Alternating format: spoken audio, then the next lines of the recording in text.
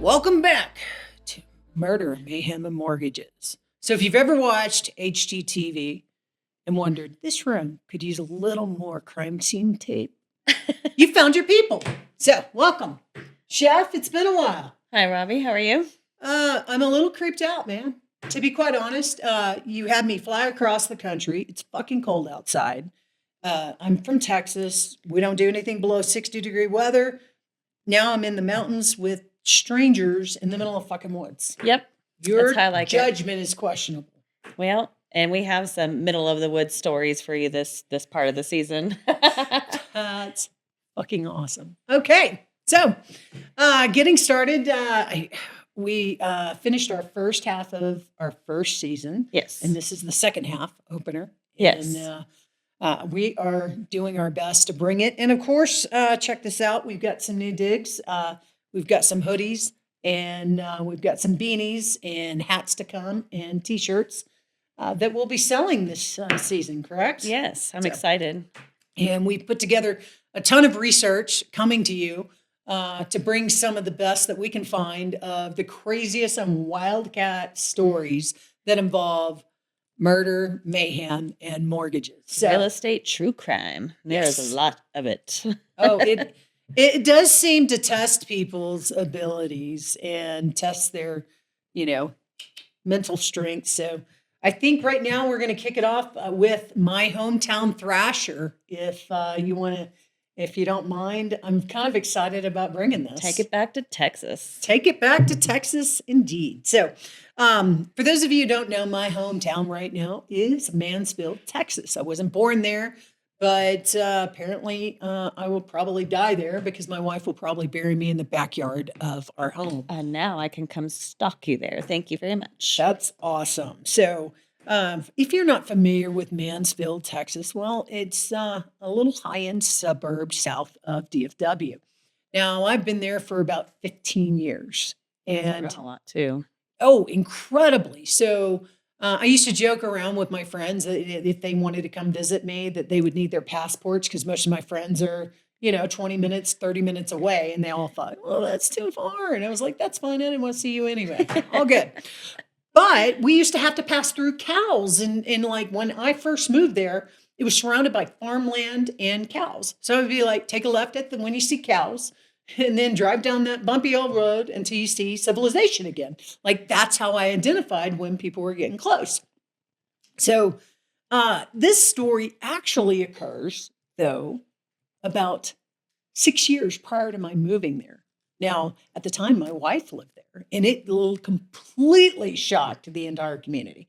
Everybody was like, well, that shit doesn't happen here. Yeah. Well, guess what? It does, even in small town, kind of rural America, even in well-to-do homes. So the story that we're going to go through today, though, happened within minutes of my home. They're actually across the golf course from me. How crazy is that? That is super crazy. So weirdly enough, it's a small town. Most people don't even lock their doors. They do now. They do now after this story, but back then they didn't. And it was a high-end community. There's a number of ex-cowboy football players that live there. As a matter of fact, my home was formerly owned originally by and built by a former Dallas Cowboy. That's cool. Yeah, it's kind of cool. Weirdly enough, we can never replace the toilets because they're extra large toilets. Just like weird shit, right? So, I mean, like, people are like, got there faster than I thought I was going to. So, but in this town, like, it's just kind of a quaint community. And about the biggest complaint that I have with it is that everybody tools around on these golf carts and they think, oh, I'm at Six Flags. And they drive around on these golf carts thinking there's no road rules. So most of the crimes that we see are people just being stupid on their golf carts, right? We have that problem where I live too. See, there you go. So here it is one night back in 2003 where there was a couple and their names are Rick and Susanna. Wamsley, not Toledano, Wamsley. And Rick actually worked in the oil industry, right? And Susanna was an art aficionado, but mostly a stay-at-home mom. She did odd jobs here and there. They had 2 kids, right? Now, one of the things with a wealthy community that we often deal with in communities around the United States are, what did they call it a few years back? It was with the kid that was driving drunk, uh, affluenza. Oh, yes. Yeah. Affluent communities with a bunch of brats running around, basically. Bunch of brats and jackasses and spoiled brats running around. Okay. So all communities that are well-to-do get stuck with this, where they have these kids that are just, privileged upbringing, no real repercussions to their actions, and parents kind of shelter them and go, oh, it's just fun and shenanigans until somebody really gets hurt. Well, okay. So they had two kids, older daughter. And when the daughter was a teenager, she was a well-to-do kind of, cheerleader, popular, all that stuff. But she liked to party and drink, which happens a lot in well-to-do communities. Especially with the popular kids. Right. So mom and dad got a little upset with her. And then, they basically put her in a mental facility for a little while to kind of straighten her out and get her on the straight. I thought that's what rehab facilities were for. Well, it kind of was a rehab facility, but it was a mental and rehab facility in Arlington. It probably was a little bit better then. Okay. So, but over the years, as the daughter kind of slowly grew up, she did have a baby. And of course, a lot of grandparents overlook stuff because, hey, we're all excited about the grandbaby. But eventually their relationship got mended. That's good. Okay. So then they have a son, and they pretty much adore and love their son. Good looking kid, does well in school. But he graduates from high school, and first year out of high school, he goes to Tarrant County Community College. So he's off to community college. They buy him a car. They're really excited for him. And then he drops out. Oof. Yeah, pretty quickly too. But he meets this girl, and the girl's name is actually Chelsea Richardson, and she's from Fort Worth. Now, Fort Worth kids aren't as good as Mansfield kids. There's the poverty index and whether or not they're from a good A school. little more honky tonk over there. Yeah. Honky tonk. I don't know about that. I mean, I don't know. It's they have a mix of inner city, honky tonk, and this, that, whatever, but it's a bigger city, not as well to do. And Chelsea did not come from as nice of a family as far as affluent a family. Okay. So here it is. He's starting to date. He's 19, and I think he's working at freaking putt-putt golf. Not exactly what you expect your well-to-do son to do. Drop out of college and go to work at putt-putt golf. Now, ironically, though, he's supposed to be like an assistant manager, and the other kids, they don't like working with him. They think he's kind of a dick. Yeah. So, I mean, he's probably pretty entitled. Yeah, very much so. But I've been to this putt-putt golf place, by the way. So these are areas that I've been to, so I'm very familiar with it. I'm like, okay. So he starts dating this Chelsea chick, and the parents are like, well, she's kind of white trash. Like, are you sure? How dare you date a peasant? Yeah. But right. I mean, like, this is not what we expected of you, but off we go to the races. They were dating for less than a year, but they became very involved. And of course, as a parent, if you tell them, I don't approve, well, that just makes them sexier, right? Oh, yeah. Let me go marry him tomorrow. Right. So here we go. They stay together. And but the parents are still disappointed. Like, they bought him a car even. I think it was a Mustang, like a white Mustang. And he drops out of school and all this stuff. And now he's got this white trash girlfriend. They're losing patience. And they decide to financially cut him off. Okay. So he's living off the high end of the putt-putt golf income. Right. Well, apparently there are rumors that Chelsea tells him, oops, I'm pregnant. Oh no, we're going to need some money and we need to do this. Okay. Well, Chelsea also has a best friend, right? Now this best friend is actually from Chicago area, Illinois. So, but her name is Susanna Toledano. And Susanna's, for whatever reason, she couldn't get along with her mom. These kids are all 19 years of age. So Susanna moves in with Chelsea and just kind of is the third wheel hanging out, right? Now, even though Chelsea's considered white trash, somehow Susanna is even lower than that. So if you can imagine this whole dynamic, you got the wealthy white family, Mansfield, now dating the white trash who lives with this Latino girl from Chicago gang member. Right. So here we go.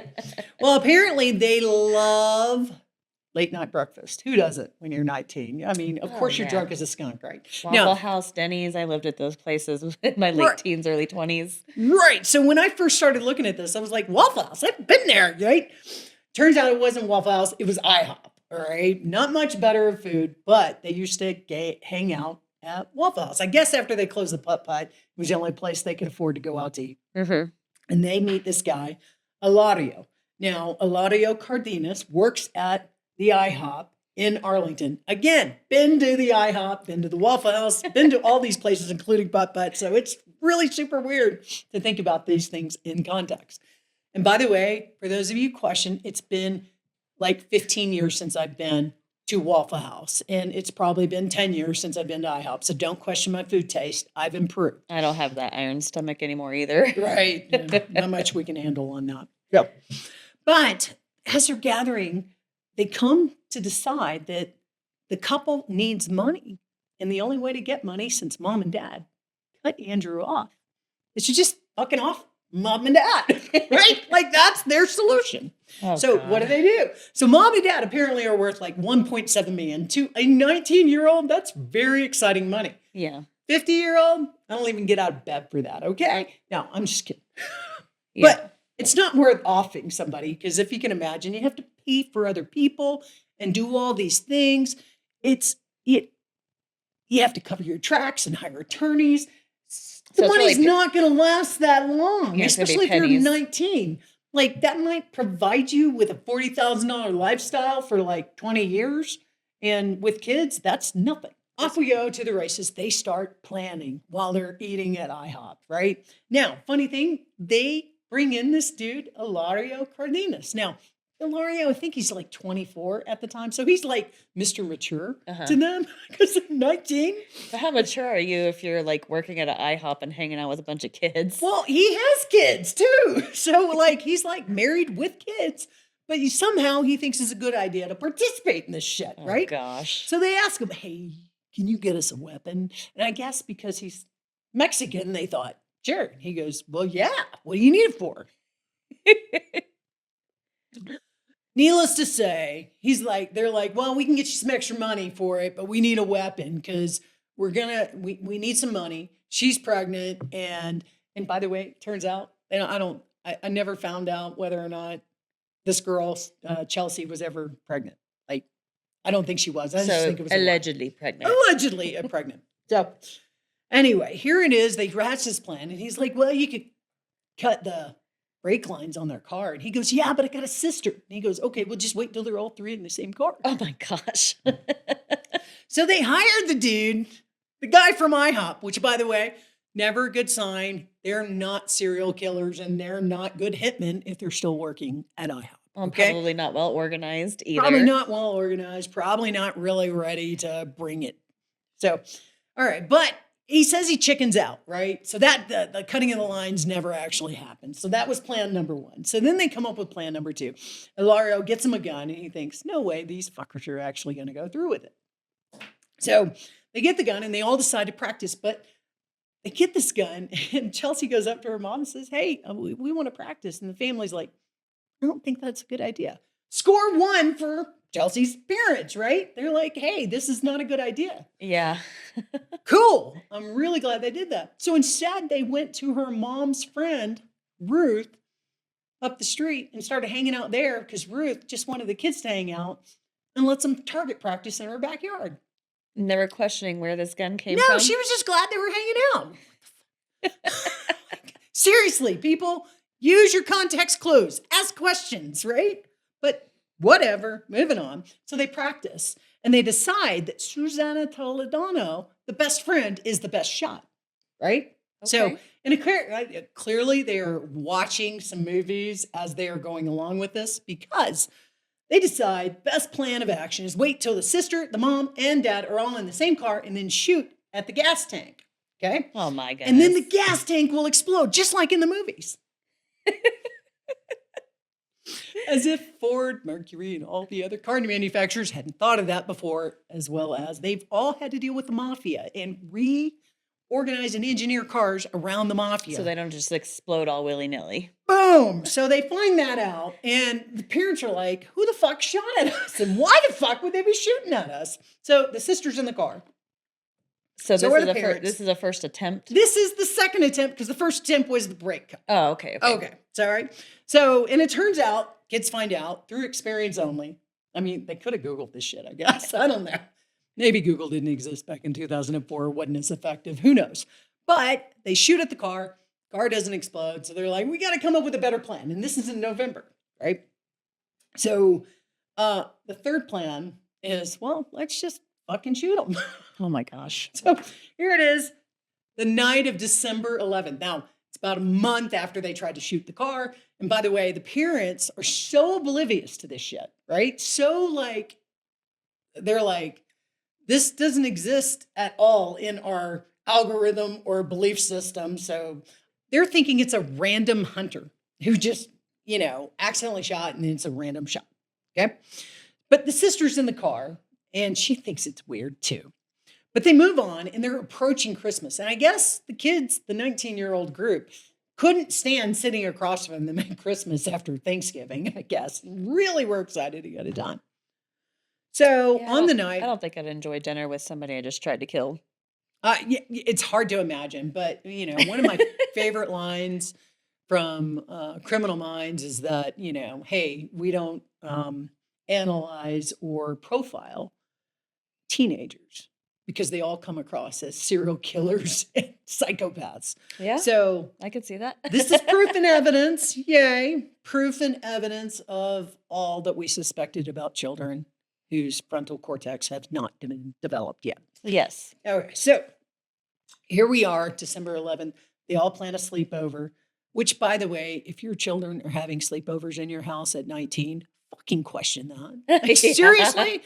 Little kids have sleepovers and there's multiple kids, but after a certain time, you don't let your kids have sleepovers at your fucking house, especially when they're of Your reproductive grown adult age. children. Yeah. So here it is. They have a sleepover and then they claim they get bored and they go over to a friend's house to watch movies. But somehow during that period, someone got into the house and shot Rick Wamsley and Susanna Toledano. And there was a scuffle because Susanna was actually killed pretty much immediately. Mm-hmm. And Rick put up a fight. Mm-hmm. Like he was like, fuck this. I'm taking these motherfuckers. So they must have out." killed her first then. I believe so. So here it is. And he used to be pretty hefty football player kind of guy. So it took a lot. They wound up stabbing him, shooting him at minimum of 2 to 3 times, and then stabbing him 23 times before he was down. I mean, like, this is a fierce, fierce thing. And he winds up with a strand of hair in his fist, and he's dead. Goodness. And so the gracious. cops get called. The kids are nowhere to be found. They're hanging out over at their buddy's house. And so, but they're watching the news and seeing what happens. And the sister, who was supposed to be at the parents' house that night, but was at her own home, first gets told, hey, your parents have died. And she is completely devastated. And the first thing she does is, I have to tell my grandparents. Mhm. Like, I have to let them know. And she is just, and weirdly enough, she was in a strange custody battle with her ex, Mhm. baby daddy. And she had just accused him of some abuse of their daughter. So she was thinking, oh my God, could he have killed my parents? Yeah. Like that was the first instinct. So the police are misdirected right away. And so here it is that Andrew's like, well, why the fuck aren't they calling me? As a guilty conscience. kind of Yeah. thing, right. So he's still hanging out and they're claiming that they're just watching movies and didn't even know what was going on. So when did And he find out? so he found out the next day. So, and he's like, I don't know. I was hanging out at my buddy's house. We were all watching movies, having a sleepover. Well, some fucking 19-year-old says that was at a sleepover. Be suspicious. Like, just be suspicious. Come on. And we've all been 19. If you're my age, you know what you were up to because we didn't have the internet. Nobody knew, but we knew, right? That's All true. right. So here it is. He's like, I don't know what happened.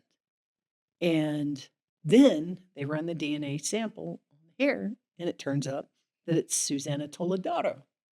Well, funny thing, she got wigged out, and the very next day hit it back to Illinois. Mhm. Like, fuck this shit. People in Texas are crazy. I'm out of here, right? So it took them a while to track her down. So they tracked her down, and she goes, "Oh no, that wasn't me. I got conned into that. That was Eladio Aldenara."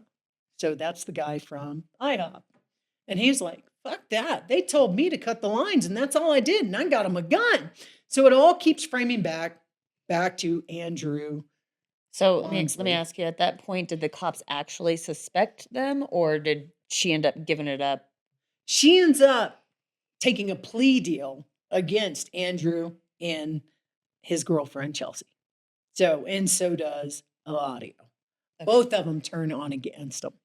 And the two white kids are like, no, it wasn't us. It was those guys over there. They're not from as good of a neighborhood. No. And they turn on each other, and the cops are like, no. Like, why would these people have reason to go after The those whole parents? right. So the whole concept was about money. But they also were suspicious of the sister, except that the sister was in the car when the car got shot the previous month. So now the sister is like, oh, fuck, Andrew was in on it. So she moves in court immediately to say, you know what? If he's found guilty, he is not eligible to get any of our inheritance. So that's her initial move. And all I can imagine is at 24, 25, you wouldn't be thinking about that, or have, in being a single mom, you wouldn't have the funds for it. Obviously, grandma and grandpa probably had a indication into that. Well, yeah, because they're at that point, they're thinking that's the motive. Right. So after all this, the plea bargains and everything, the first person that goes down is Chelsea Robertson. And she is framed as the, Like instigator. yes, what is that? A vixen, a manipulator, a bad child, a bad seed. And she basically came into Andrew's life and convinced him they needed it, and told him she was pregnant and they needed money, and conned him in and just brainwashed him. Okay. So she gets convicted of capital murder, and what happens? She gets the death penalty. Texas don't play with capital No, punishment. it does not. So then comes Andrew's turn, and he plays the innocent white boy, cleans up, and somehow magically has a much better attorney.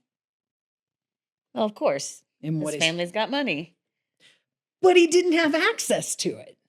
Like, how does that happen? Unless the lawyer thought he was gonna have access Well, to if the it. lawyer, I think the lawyer thought that he could get him off, and if he could get him off of the capital murder plea, then he would have access to the money, because he would be a viable heir Yeah. to the throne, because it was $1.75 million. Any attorney that I know of is like, I'm gonna get me some of that. Yeah, that's all they care about. So anyway, he winds up getting convicted as well in the end, but not as crazy of a life. He doesn't get the death penalty because they could never 100% prove that he was there on the scene that night. He's completely sworn off that he was never at the scene. Even with the other people saying, yes, Even he with was the other there, he people was saying, involved. But Susanna Toledano was the only hair in his father's grasp. And because he lived in the house, his DNA was all over it.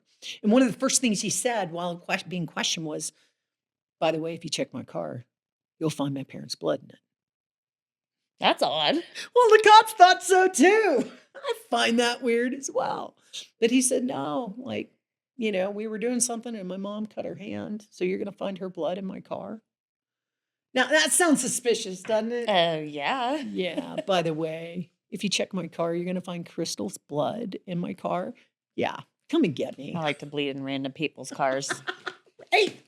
So, all right. So at the end of the story, basically the person that primarily goes down and gets murdered, Andrew and Chelsea both get capital murder. Okay. Andrew gets life in prison from his, and she gets the death penalty because she's the terrible vixen, brainwashed him, and she's from a terrible poor family.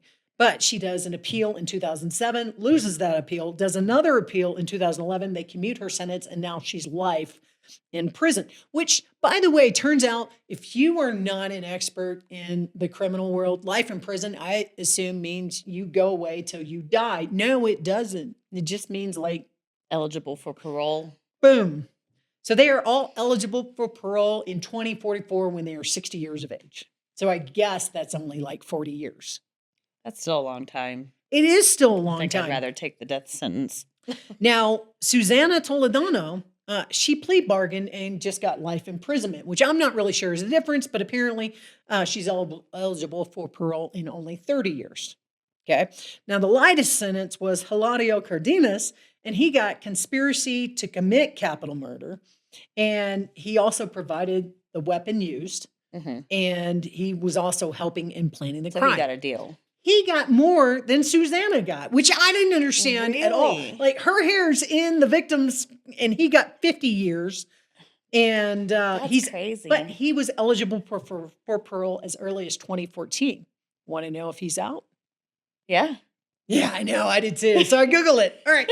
Turns out, no, they keep denying him parole. So kudos for the justice system. So Maybe they figured because he was the more mature person of the group, he should have really known better. And, really, you think that? You think that? or because he was just poor too. And he even pled state's evidence with them and helped put the white people away. You know, I mean, like, I don't know. I definitely think that financial benefits, I mean, like, I've always been told it's better to be rich and guilty than it is to be poor and innocent. Definitely, Unfortunately. I definitely think there's some cognitive, subconscious racism involved in the convictions of it, but also a bias. I mean, there is a bias against women in the prison system. If you are caught manipulating and lying, they're going to be twice as hard as you than a man for some reason. I don't understand it. Like I've seen people on this podcast who straight up murder somebody and then they get like 8 to 12 years. Or less. Like I that mean, that doesn't legitimately, I mean, like at the worst, Eladio, he wasn't even, they couldn't even figure out whether he was even at the crime scene. I mean, he provided a gun and had very, very fucked up and poor judgment. Okay. I'll Yeah. give you that. Yes. But turns out you can lose your life for that. So ask better Careful questions. who you hang out with and help with nefarious activities. Yeah. Just ask some cognitive questions. Ask better questions. So that's it. That's it for my hometown horror. Well, that's a crazy story, and as always, greed wins the day. Right. And definitely, and to follow up on the house. The house is across the golf course, as I said. So I did check the public records. Turns out they sold the house. It didn't go into foreclosure, which I thought it would have done, right? It's considered stigmatized at that point. Right. You would think there's a little bit of blood. Maybe they didn't replace the flooring. The very next year, they sold the house. And the people that bought it still live there. So obviously not stigmatized at all. Must not be haunted either. So no foreclosures on that one. I don't know. It could be Casper the Friendly Ghost. Maybe they are very happy to remain in there through perpetuity. Who knows? Who knows? All right, top that, chef. Well, I have a story out of Canada. It's about Barry and Honey Sherman. Honey. Yeah, ooh, honey. So Barry he owned a big pharmaceutical company called Apotex. He actually got into the industry because his uncle owned a big pharmaceutical company. He had went to work for him. And then after his uncle passed away, he started his own pharmaceutical company. And so obviously high net worth in the billions of dollars. I mean, back then it was like $5 to $7 billion, but you know, over time, I think in today's money, that'd be probably closer to like 20 million. So very, very wealthy family. They owned a custom built home, and they were in the process of building a new home that was $25 million. Ooh. So they listed their current home. I think it was somewhere in the range of like 5 to 7 million. They had it listed with an agent. Her name was Elise Stern. And she showed up to the house with a buyer's agent. I think his name was Wei Dong Zhao. And so they were there to show, these potential people this house. And they walk in and go to the basement. And at first, they see almost look like a couple of mannequins. And it looks staged, like maybe it was left over from Halloween or just some really sick joke. And as they got closer, they realized it was Barry and Honey. They were tied up to like the pool railing and had been strangled to death. Oh. So, of course, the buyers, And it they're didn't smell? well, I don't think they had been there long enough Because for all of mannequins that. don't smell. Well, I mean, here's your first clue. it was a Yes. rather large house. The basement had an indoor pool, Hmm. and so they probably smelled. Chlorine might have killed the odor. Yes, Okay. exactly. And so But you needless, think the pool guy would fucking figure it out, right? I mean, like, come on. well, nobody had seen them up until they came to show the house. And needless to say, So they might not have been left there that long. no, I think it. Okay. I mean, they had like housekeepers and people that were in and out of the house. So, it had to have been pretty recent, or else the people that worked there on the property would have found them sooner than later. And one thing that was kind of odd, the housekeeper had said that when she had arrived that morning, that the house security system had been disarmed, which was highly unusual. I think she had been working for this company for several years. And so to show up to their house and the house alarm be off was already kind of suspicious. And so, you know, to this day, they don't actually really know who did it. But there's a lot of speculation as to what had happened. So, obviously being in the pharmaceutical business, you have rivals, you deal with a lot of people, but apparently Barry was notorious for suing people. Oh, okay. He would sue the government over like trying to get patents through, or he'd be sued by other pharmaceutical companies who'd claimed maybe that they were trying to do patent infringement. And so I think I had read that he was involved in the neighborhood of like 1,200 lawsuits. Jesus Christ. Here's your first sign you're an asshole and somebody's probably going to off you. Yes, yes. The only person I've ever heard of having that many lawsuits is actually Trump. So I don't understand how. I mean, one lawsuit would probably give me an ulcer. Well, and I also imagine, his company was more like generic brand pharmaceuticals, and so you're dealing with the, big pharma companies and going back and forth with them. I'm sure he made a lot of enemies. Now, his wife, on the other hand, she was really involved in the community, known for her philanthropy, and the mayor of the town actually said that they were good, kind people. But as the case went on and they were interviewing a lot of the business associates or people that have dealt with Barry on the business side, there was one rival. He said when he was interviewed, his comments on the Shermans were he used unprintable language Unprintable language. Isn't that the kind of to language we have describe here? him. Yeah, unprintable language to describe Mr. Barry. Um, Yeah, and I mean, there were several people that just had nothing nice to say. He was called deplorable, which, I imagine, He was so deplorable. yeah, he was a deplorable, That but wasn't a Hillary Clinton quote, I was it? almost feel like to have billions of dollars, you probably are deplorable.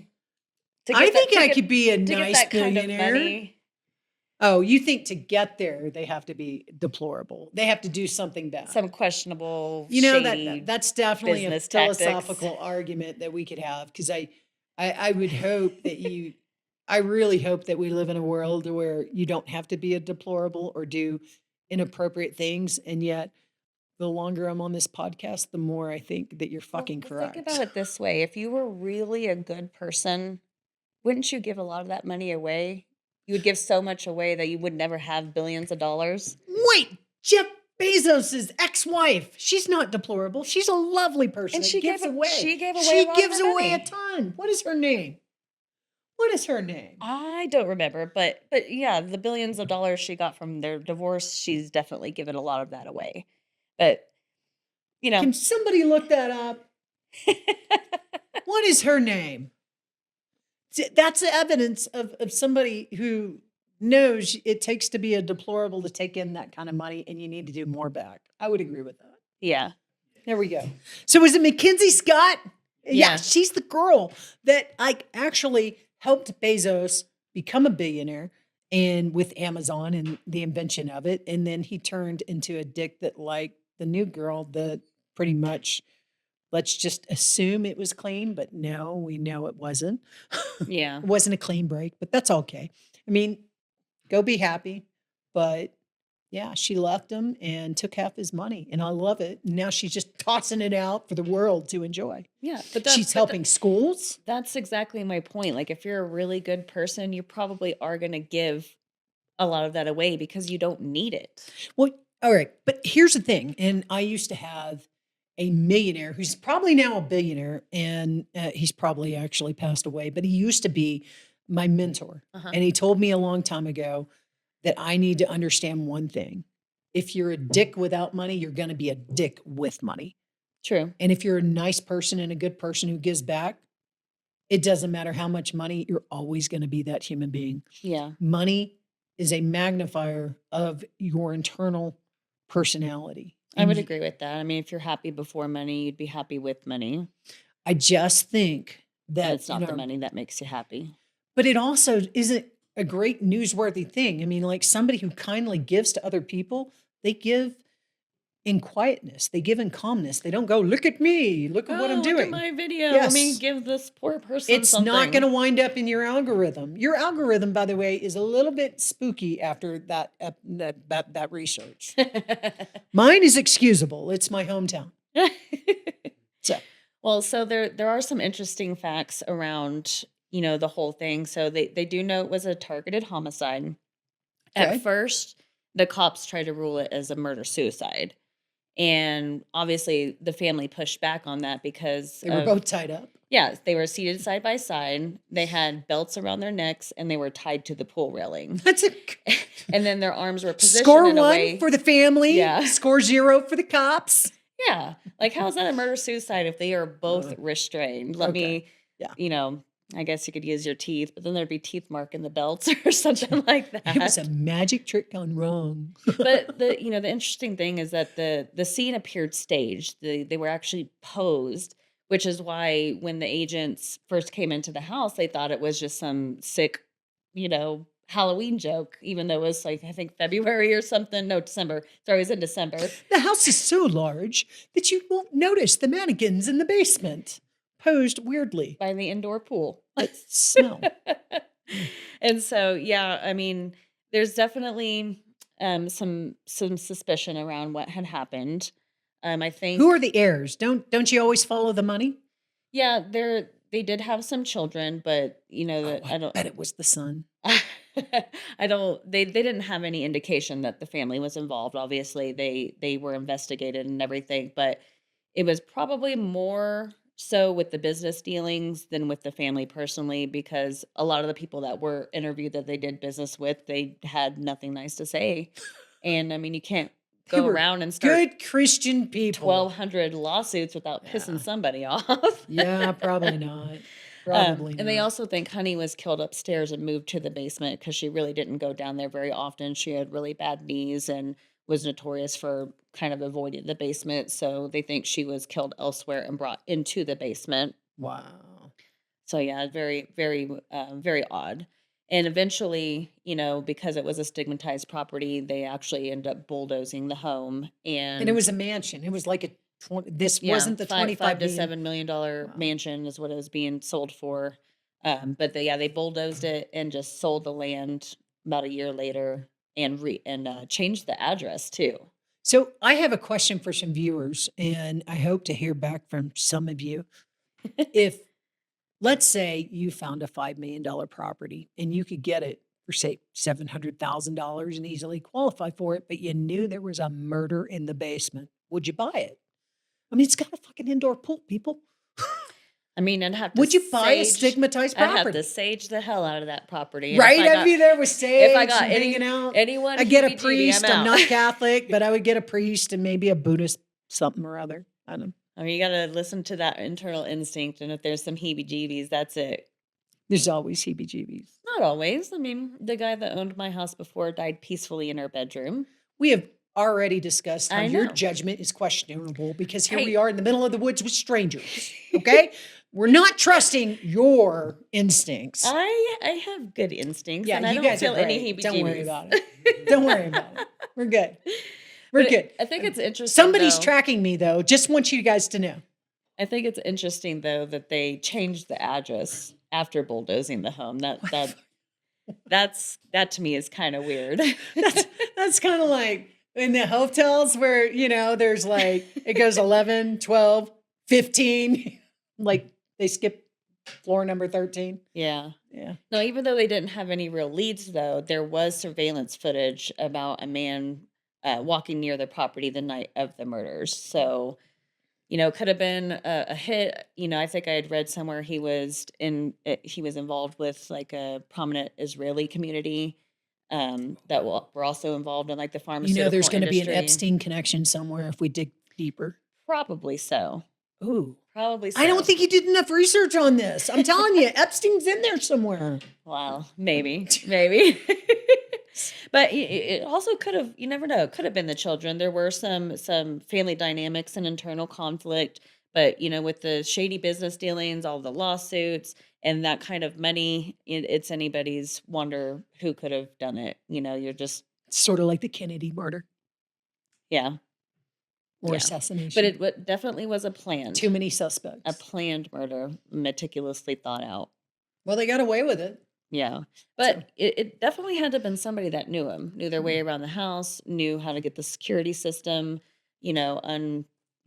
turned off and avoid whatever surveillance cameras were around. I mean, it was a thought out, planned, probably professional hit, in my opinion. Yeah.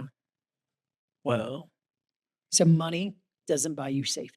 Actually, I think it increases your your odds of something happening to you. The more money you have, the bigger target you have on your back. If that were true, somebody would have already offed Elon. Come on now. I mean, who knows? But Probably tried. the dude sleeps with a gun under his pillow and like travels with a whole security team. So I yeah. probably would too if I had that much money. Yeah, but people Like you have also to have think like he's kind of an kidnap asshole. insurance and all that stuff. when you Oh, have that much I'm money. definitely sure. And after this, I'll have to travel in Mansfield with insurance on me Well, as and well. at some point, I think he'd went up against the Bear Company, like Tylenol. Oh, Bear.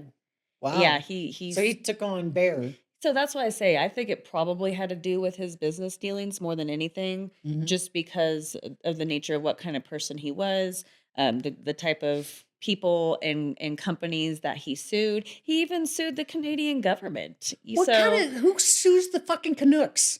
Who sues them? Everybody likes the Canucks. Who like sues them? the biggest narcissist ever. Oh, Jesus. So, No wonder. could have been the This could government. have been an act of God. Like God said, sorry, you're too much of an asshole. Well, no, because they were tied up to the pool railing. God can tie They were people up. murdered, and it was definitely they were trying to make a point. Yeah, well, they definitely made a point for sure. And, definitely, I don't think I'll ever make it to billionaire status. Well, and as a real estate agent, could you imagine a property that you're listing and you walk in with a buyer's agent and some potential clients and you find that? And these buyers, by the way, were from China, so they noped the hell out of there as soon as Right. they found that stuff. They got the hell out of there before the police even showed up. They're like, nope, we're good. Bye. Maybe we should invest in Costa Rica. Like,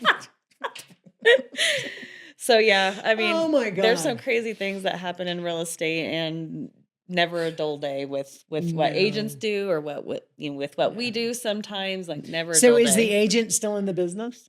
I didn't look that up. I don't Oh, know. I fucking would. I totally would, because I would be like, maybe you should go into life insurance. Like, what else you gonna do? Like, shit.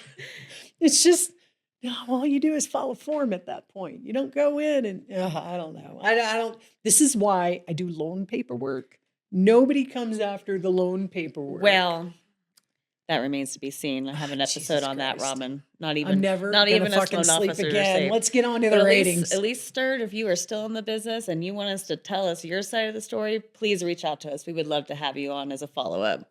Hell to the yeah, because that's creepy. And we are so sorry that you experienced that. So, That would definitely do we be have a any bad day at morals of work. the story other than, my inappropriate biases against Maybe don't sue billionaires? 1,200 different people. Don't sue 1,200 people? And don't be an asshole in your business dealings. And if you're going after billionaires, always take somebody with you when you're walking through the property. Oh gosh, yes. So, I mean, I think that's the biggest risk as an agent is just empty properties, random people, and wealthy people. Well, yeah. Wealth can kill people. Yes. Yeah, we're still trying. Like, what is so sick about that? As a country, everybody's trying to get wealthy, and yet here we are talking about it. Somebody's going to off kills. your ass. Wealth kills. Right. But yeah, Wealth this is Murder, Mayhem, and Mortgages. I'm Chef. We got to get to the rating system, girlfriend. Oh, I totally forgot. Don't short me out of ratings. All right. So on murder, dude, the fact that the Keystone Cops thought, maybe it's a murder suicide. They tied each other up, and it was a magic trick gone wrong. I'm going to give you a 4.5 because that's fucking awesome. On Mayhem, they haven't solved it. I'm going to give you another solid 4 because shit, they still haven't figured it out. But there's just the too mayhem many of his with business the dealings. fact that there's too many suspects and they can't get it solved. Could be family, could be a business partner, could be the government. There you go. And then mortgages. There was not too much with the mortgages, but it's impressive that they had a $5 million home and we're going up to a $25 million home. So I'll give you 3 on that. So that's good, solid scoring to start off the season. Awesome. Well, and for yours, murder, I'm going to give you a 5 on that one because there was some hair pulled, there was some scuffle on the mayhem. Double homicide. Yes, definitely a lot of mayhem, especially with the characters involved in that story. I mean, very questionable characters. And adults not asking cognitive questions. That was my moral of the story. Yeah, I'm gonna give you a 4 because definitely there was a lot of chaos involved in that, especially 3 attempts before they were actually successful. Right, and then they didn't let the home go into foreclosure. They got that shit sold. Yes, and as far as mortgages, I mean there wasn't really a lot of mortgage involved unless there was something that had to be paid off. So I'll give you a 2 on the mortgage. Well, I can't win all of them. Can't win all of them. That's okay. All good. All good in the neighborhood. As long as we make it out of here alive. Right, guys? Yeah, but real estate true crime, super exciting. All right, that's it for Murder, Mayhem, and Mortgages. It's the second half of the season, and we got more to bring you. Of course, if you like these videos, please follow us and like and subscribe. Subscribe, share. And if you love these shirts, we're going to make them available to those who love us. Yes. And if you have a story you'd like to share with us to have featured on our episode, just email us at the email address below, and we'd be happy to review that story. Awesome. Well, that's it for this week, and we will catch up with you next week, bringing you more Murder, Mayhem, and Mortgages. Peace.